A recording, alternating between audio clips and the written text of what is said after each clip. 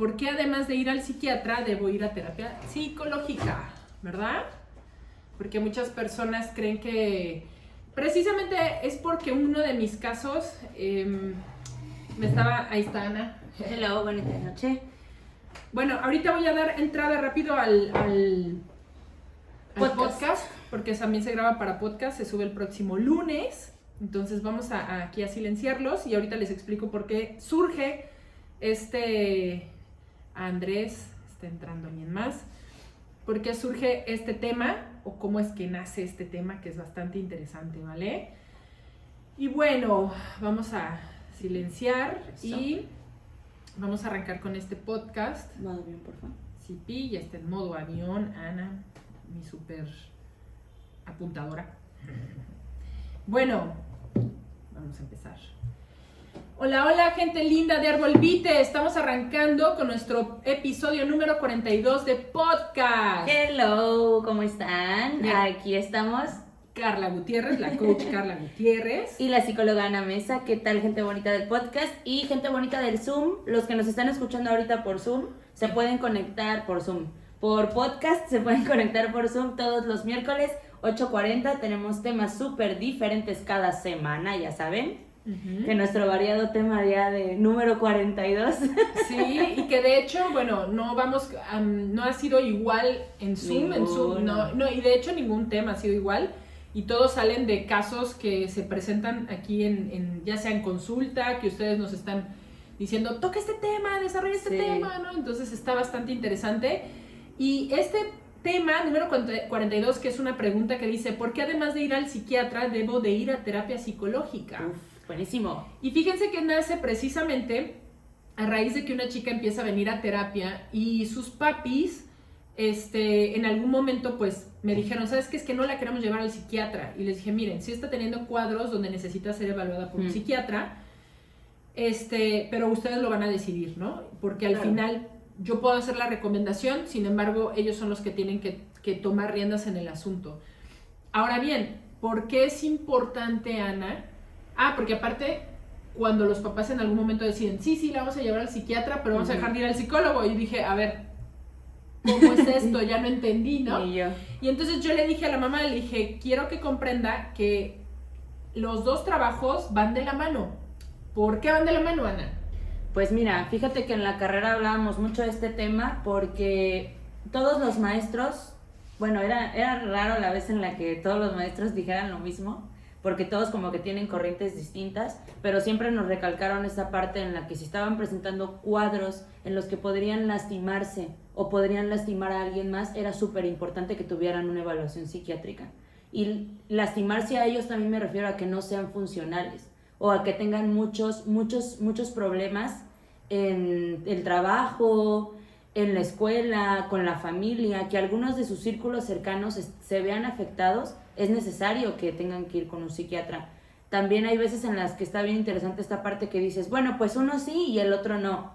Pero este punto es bien interesante porque necesitamos un equilibrio. Y si esta persona necesita el medicamento, también al medicamento hay que llevarle un proceso de observación. Porque no es solamente agarro y te medico.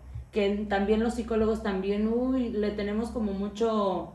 resistencia, mucha ¿no? resistencia a que se mediquen porque sabemos los efectos secundarios porque lo estudiamos en la carrera y a ver, farmacología es un mundo súper intenso, pero sí sabemos que los efectos secundarios son muy fuertes. Todos tienen efectos secundarios dependiendo de lo que se tenga que pues dar del medicamento, y lo que el psicólogo menos busca es que se mediquen, pero vamos, si está atentando contra su vida o contra la de alguien más, es necesario hacer la evaluación. ¿Y por qué es importante ir a terapia? Pues precisamente, ¿no? Para agarrar también el proceso de evaluación emocional que necesitan llevar, porque no es solamente llevar un medicamento o llevar solamente terapia en ese tipo de individuos. Claro. Y fíjate que es importante porque precisamente ahorita tengo otros casos igual de tema de psiquiatra, y que al final mucha gente dice, bueno, pero es que si el medicamento te lo va a solucionar, ¿para qué vas a terapia? Y dice, sí, claro, en el momento que tú estás tomando el medicamento te lo está solucionando, ¿no? O te lo soluciona entre como comillas. la curita. Claro, es el curita, precisamente, porque También se sabe que muchos de los temas psiquiátricos se detonan por comportamientos o patrones que se llevan a cabo dentro de la familia. Hay una película que en la maestría nos ponían que era bien intensa y que a nosotros nos generaba hasta shock, que se llama Claroscuro, ¿no? Y se ve cómo es este proceso donde se le llega a quebrar la mente de un gran pianista, ¿no? Y que está muy interesante porque ves todo lo que hace la familia a nivel inconsciente para que este personaje se quiebre por completo y pues se vaya hacia a una enfermedad ya psiquiátrica, ¿no? Si bien hay quienes ya nacen con una predisposición y con una condición, hay otros que la condición puede que ni siquiera se manifieste, pero ¿qué pasa? Que nos vamos a dar cuenta que las enfermedades psiquiátricas también se pueden sobrellevar de una forma mucho más saludable, porque, por ejemplo, yo tuve el caso de uno que era con rasgos esquizoides y con bipolaridad tipo 1, y los comportamientos de la familia hacían que esta persona no sanara. ¿Por qué? Porque lo seguían tratando como un niño chiquito, porque es que no toma las medicinas y tengo que estar atrás de él, ¿no? Y entonces él seguía con estos otros comportamientos inmaduros de no querer tomar medicamento, de venir a la terapia cuando él quería, de, ¿sabes? Y la mujer decía, pues estamos volviendo a ser un poco más normales. Y yo, pues, ¿qué es más normales, no? Pues llevar los mismos patrones que en algún punto llevó a esta persona a detonar todas las enfermedades. Fíjate que yo hace poco di terapia familiar porque estábamos hablando de este tema precisamente, ¿no? Que a este señor ya se le estaba, pues le estaban ya presentando algunos síntomas de bipolaridad, que es lo que yo pude observar, sin observar al señor, pero sí hablando con toda la familia de las actitudes y todo esto. Y sí les comenté, ¿no? Pues necesita ir al psiquiatra, también va a necesitar terapia dependiendo de la conducta o lo que ustedes digan, ¿no? Y bueno, sí me comuniqué con la familia, me comuniqué con el psiquiatra y al final no quisieron la medicación. La esposa dijo, no, pues es que ella está más tranquilo. Entonces fue así como la super hiper resistencia del no. Y la negación, el choque tan fuerte de lo que tienen, o sea, que tienen que ir al psiquiatra, ¿sabes? El proceso es... Claro, y te voy a decir algo, Ana, que es interesante. Por ejemplo, en la bipolaridad, porque yo he tenido varios casos donde son cíclicos, ¿sabes? Donde se les llaman ciclotimias, donde todo este tema, donde en algún punto la gente puede ver que el paciente ha mejorado porque todas las condiciones hacen que la persona sí mejore, pero cuando se vuelve a enfrentar a eso que es el detonante, ya sea de la manía o de la depresión, que de hecho en los bipolares se observa que hay quienes se van más hacia cierto rasgo que a otro. No es que no se vayan a los dos, pero tienden algunos más a la depresión y otros más a la manía. Sí, dependiendo de la y si no se ve qué es lo que le detona los rasgos, pues realmente vamos a seguir como, no, es que otra vez se sintió mal, entonces ahora voy a terapia. Exacto. Y al rato, no, ya se siente bien. No. Entonces, como familia, primero también ese es el proceso de aceptarlo. Exactamente. Y algo bien interesante es que en el proceso de terapia se trabaja la empatía en el paciente y la empatía en la familia. Esto es algo que es un reto, porque la familia, por decir, es que es el enfermo mental, ¿no? Es que está enfermito, pobrecito. Justifican y justifican y justifican y le siguen permitiendo todo este tipo de mecanismos disfuncionales. Y lo peor del caso es que luego el mismo paciente, al creerse el pobre de mí, que yo soy el que estoy enfermo, es que tú no estás en mi cabeza, es que tú no sabes lo que es estar en mis zapatos, es que tú no sabes qué es sentirte loco, es que tú no sabes, y todo lo que yo he escuchado. La víctima. La víctima, exacto, y eso se trabaja en la terapia, ¿no? Eso le toca al terapeuta, el decir, oye, a ver, sí, comprendo que te estás sintiendo de esta forma, pero también entiende que tu comportamiento no está ayudándote a mirar lo que siente tu familia. Así como tú quieres que ellos vean qué es ser tú, pues también pregúntate qué es vivir contigo cuando ellos no tienen las condiciones que tú tienes. Exacto. Y que es también, de alguna u otra forma, verte a ti enfermo, y es un proceso también de duelo, fuerte, ¿no? Y poco duelo. Y de también saber tratar, ¿sabes? Claro. Tratar a la persona, comunicarte con la persona. Claro. Porque de por sí es complicado comunicarte, y no hablo solamente con alguien que tenga un trastorno mental.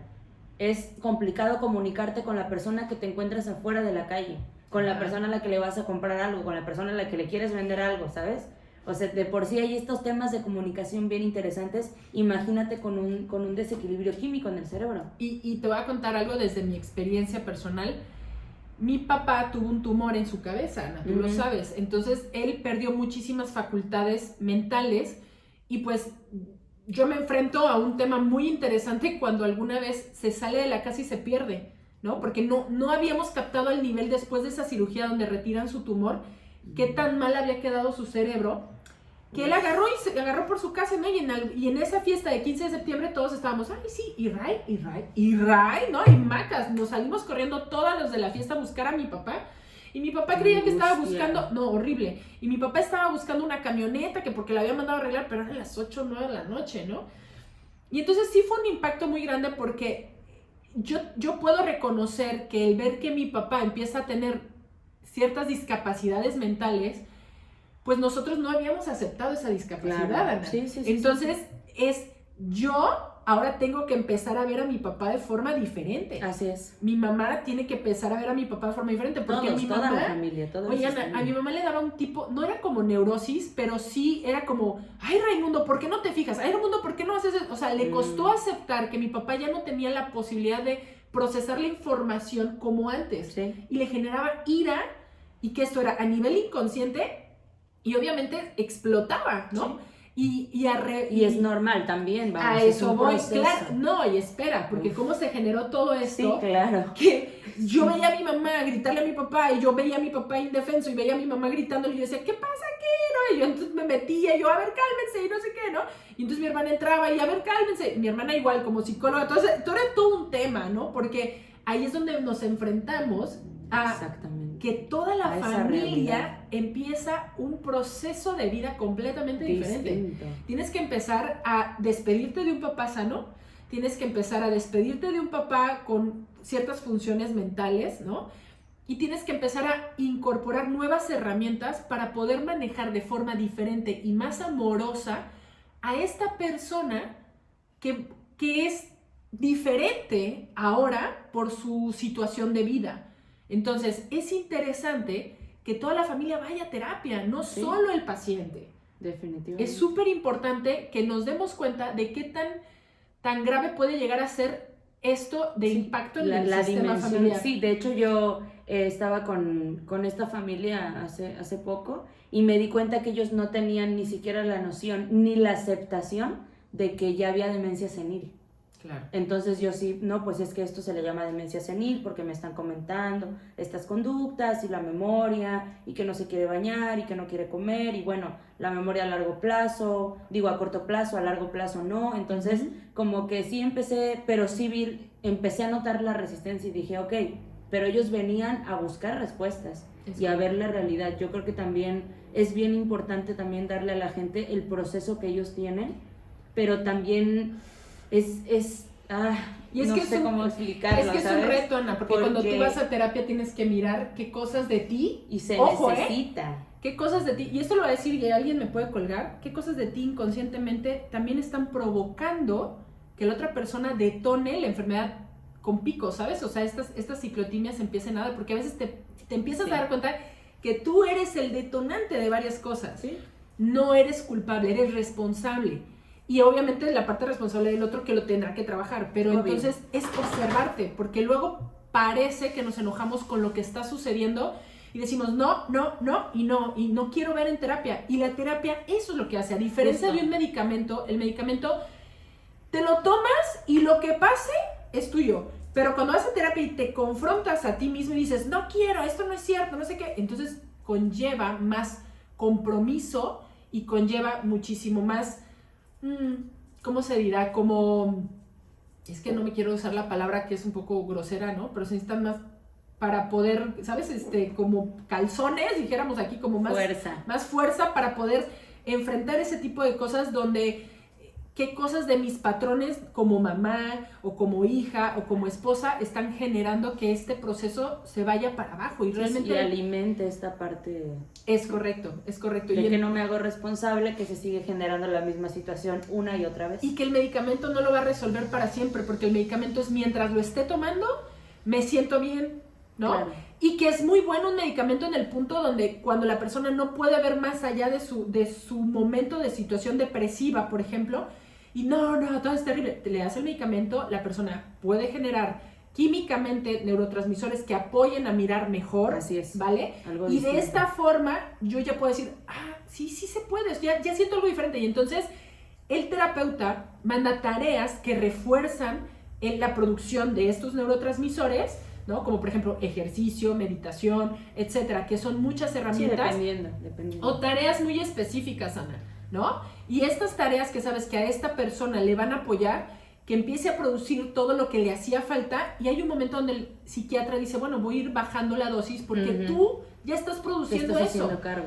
Tú ya te estás haciendo cargo de tu vida. Entonces, por eso es más que importante que se siga un proceso en compañía de un psiquiatra y un terapeuta o psicólogo. ¿Por qué? Porque no podemos dejarle toda la responsabilidad a un medicamento. Aparte, Ana, el medicamento, híjole, es algo interesante. Cuando lo tomas por mucho tiempo, haces que el cerebro se haga flojo y ya no produzca los químicos que tiene que producir por sí solos. Entonces, el medicamento por sí solo no soluciona realmente a largo plazo, solo a pequeño o mediano plazo. Ahora, si lo sigues tomando, hay unos que corres el riesgo de hacerte adicto, porque sin ellos no sirves o no funcionas igual y te quieres suicidar. Entonces, quieres ser funcional, toma la opción de llevar a la par de una terapia psiquiátrica, también psicológica, para poder, o sea, el medicamento de llevar a un psicólogo, porque tienes que saber qué te llevó en la vida a estar en ese punto, para que cuando vuelvas a enfrentarte a una situación así, sepas cómo salir más rápido, o bien cómo contrarrestar esa situación. Por ejemplo, a mí, muchas de las personas empezaron a llegar a terapia a raíz de la pandemia, el encierro, el aislamiento, todo esto pues empezó a generar y detonar muchas cosas que estaban ahí latentes. Sí. Y entonces está padrísimo que la gente empiece a buscar terapia porque dicen, necesito mantenimiento emocional, necesito mirarme, necesito sentirme. Que la pandemia nos lo hizo hacer a fuerzas, porque al estar en casa tenías que estar mirándote. Contigo. Que muchos se evadieron con el teléfono y cuando ya no lograron evadirse más, pum, como palomitas empezaron a salir las enfermedades. Entonces, justamente cuando empezó la pandemia, todavía no teníamos tan fuerte árbol vitae, pero yo a mis amigos, a mis seguidores sí les dije, oigan, mucho ojo, ejercicio, terapia, escriban, no se dejen llevar solamente por el encierro, en algún momento del día, aunque sea por la noche, que no haya tanta gente, 6 de la mañana, 5 de la mañana, sálganse a dar una vuelta, a ver el sol, a ver el cielo, porque sí, la verdad es que iba a generar muchas cosas. Y también algo bien importante que nunca me voy a cansar de explicarles, todos tenemos en algún punto o una línea muy corta en donde podemos desarrollar un trastorno, porque en nuestra familia puede haber diferentes tipos de trastorno y todos lo podemos generar en algún punto. Solo hace falta algún detonante importante, como puede ser una pandemia, como puede ser algún suceso fuerte, como puede ser, no sé, todos tenemos una pérdida, un choque, una violación, un abuso, un golpe, no sé, un asalto, lo que sea, alguna impresión tan fuerte que puede detonar esto y que no sabemos si lo va a detonar o no en ese momento, pero lo que sí podemos hacer es hacernos cargo, como estabas explicando, qué es lo que lo detonó, qué es lo que yo necesito mirar en ese momento para poder estar bien conmigo mismo, para poder ser funcional. Esa es la definición de salud mental, ser funcional en todos los círculos. Y está padrísima la definición, Ana. Fíjense que al final... yo lo defino así, ¿no? Que ir al psiquiatra y el medicamento es un salvavidas para aprender a nadar. Solo es un salvavidas, pero ya para aprender a nadar, o sea, es mientras me siento un poquito seguro, ¿no? Pero la terapia te enseña a nadar para que tú no dependas de ese salvavidas, ¿sabes? O sí, sea, la estabilidad esta metáfora a mí me encanta porque está padre, o sea, sí. No, sí, claro. Para que descanses tantito, ¿no? Obvio, porque a ver, sí, es como cuando tienes lastimado un músculo el músculo no tiene lo suficiente para estar bien, para caminar, para estar ok. Entonces, ¿qué puedes hacer? Darle un medicamento. Como si el cerebro fuera un músculo, ok, va, se le da un medicamento para que tenga los químicos que lo puedan generar y así el cuerpo, pues en ese momento no puede, lo va a generar. Pero si hay una posibilidad de que tú generes los propios químicos, por ejemplo, corriendo, la dopamina, la serotonina. Es que lo que pasa es que no me voy a meter a decirles de las sustancias porque puede ser que algunos necesitamos otras y otros necesitamos otras. Entonces, es importante que por eso se genere el estudio con un neurólogo, que también es un paso súper importante. O te vas a hacer un perfil hormonal también. También, depende del caso. Hay varios estudios que gracias a Dios ya tenemos demasiado avance en este tema. Pero sí, yo creo que esos pasos, ¿no? Neurólogo, psiquiatra, psicólogo, es así como el equipo, a ver, neurólogo, psiquiatra, psicólogo, vámonos. Sí, y de hecho yo les voy a compartir algo bien interesante con mi papá, precisamente como, híjole, sonará fuerte, pero pues ya su cerebro no producía muchas cosas porque lo que se le dañó con el tumor, pues era la hipófisis, imagínense, era, bueno, la computadora madre hormonal, ¿no? Entonces, aunado a los medicamentos, también se le estuvo dando algo que se dice que es medicamento, pero realmente no es medicamento. Bueno, se maneja que sí. Es la neurogénesis. Mucha gente se creía hace mucho tiempo que las neuronas no se regeneraban. Y sí se regeneran. Se regeneran a un paso muy lento y ahora ya hay un neurólogo aquí en México, tenemos una eminencia de doctor, si alguien está interesado, mándeme mensaje en Árbol y con gusto les mando el contacto. Es muy recomendable porque yo vi cómo mi papá iniciaba con temas de Parkinson, se pararon, ¿sabes? Y entonces, porque él tuvo aparte después radiación directa en el cerebro para que no volviera a crecer el tumor. Y obviamente la radiación continuaba haciendo sus efectos secundarios, pero este tratamiento de neurogénesis ayudó a que el efecto fuera mucho más lento. Y yo he visto en niños con autismo, con otras enfermedades, que les ayuda a mejorar sus funciones. Y está padrísimo porque el medicamento que tú obviamente tomas con el psiquiatra, pues no siempre es la cantidad exacta que tu cerebro necesita, por eso es que tienen que ir ajustando las dosis. Así es. Y lo que pasa con la neurogénesis es, te voy a repoblar esa zona del cerebro que no tienes y tu propio cuerpo ya va a saber cuál es la cantidad que tú necesitas. Entonces está padrísimo, porque recuperas, pues obviamente, más plasticidad cerebral, recuperas, a ver acá, alguien nos está hablando en el Zoom, déjenme y checo, es cierto de las neuronas, dice José. A ver, José, te leemos, dice, es cierto de las neuronas, yo antes de empezar mi carrera pensaba en las neuronas, no se regeneran, pero siempre se regeneran. Claro, hay que estar constantemente ejercitando la mente, correcto. Y te voy a decir algo, yo ya tengo 38 años, ya voy para 39, y también se sabe que después de los 35, la cantidad de neuronas que empiezan a morir son más rápidas de las que se empiezan a regenerar, mucho más. Y te lo dice el neurólogo que hace este estudio y dice, tienes 35, date mantenimiento. Ahora, si tomas, si fumas, pues más fácil se mueren las neuronas. Sí, entonces, con golpes también en la cabeza. Con golpes. Es más, a mí me hicieron el estudio porque mi mamá decía, es que esta niña, ¿qué onda con ella, no? Porque la mosca. Bueno, me hizo el estudio el doctor y le dijo a mi mamá, me impactó a mí cuando me hizo el estudio, porque después de que se lo hicieron a mi papá, dijo, no, yo quiero que Carla sepan qué onda con su cabeza. Y fue interesante porque yo no le dije absolutamente nada y me dijo, oye hija, tú tuviste un golpe muy fuerte en la cabeza. Me dice, tanto que por la cantidad de neuronas que murieron, te puedo asegurar que quedaste hasta inconsciente. Y sí, efectivamente a los 6 años, en uno de estos juegos donde hay un círculo de metal en medio y nos estamos girando una bola de metal, sí. Yo me agarré afuera y estaba volando, salgo volada y en una barda quedé inconsciente con el labio. De hecho, me lo cosió mi mamá. Y lo interesante de todo esto es que me dijo, tú de por sí tenías déficit de atención, esto vino a agravarlo muchísimo más. Y tomé como 6 meses las proteínas. O sea, hoy puedo, en teoría debería volver a tomarlas, pues es dar mantenimiento, claro. Pero yo sí vi una gran diferencia en mi atención. Nos pregunta América, el neurólogo, ¿a qué edad se piensa ir? Debe a cualquier edad. Y a cualquier edad, mi amor. A cualquier edad puedes ir porque efectivamente Hay enfermedades, también ese es otro tema, en el DSM-5 hay diagnósticos que no pueden ser a temprana edad, algunos son en la niñez y adolescencia y otros son en la etapa adulta. Pero si ya empiezas a sospechar de cierta enfermedad, te pueden llevar, aunque hay enfermedades que no se pueden diagnosticar en la infancia o en la adolescencia, el psiquiatra o el neurólogo puede decirte, sí, efectivamente hay muchos rasgos que ya se ven como perfilados hacia esto, no lo podemos ya como diagnosticar como tal, pero sí necesitamos darle seguimiento. Y entonces eso está padre porque al darle seguimiento, de alguna u otra forma, podemos evitar consecuencias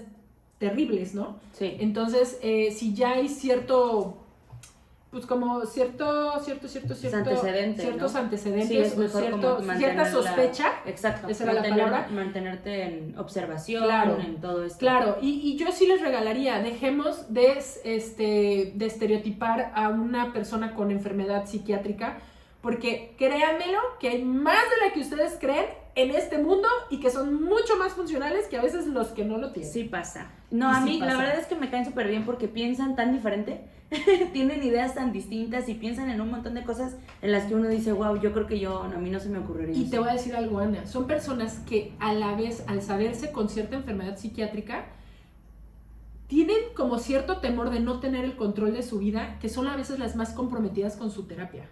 No todas, pero muchas sí. Pasa. Y yo las he visto aquí que me dicen, es que yo no quiero sentir que no puedo controlar mi vida, es que yo no quiero sentir... Sí, como si alguien más los controlara. Claro, porque hubo una definición en alguna ocasión en un libro de bipolaridad que yo leía que decía, el bipolar tiene todo el tiempo que tener a alguien que le diga si lo que está haciendo está correcto, ¿no? O sea, es como tener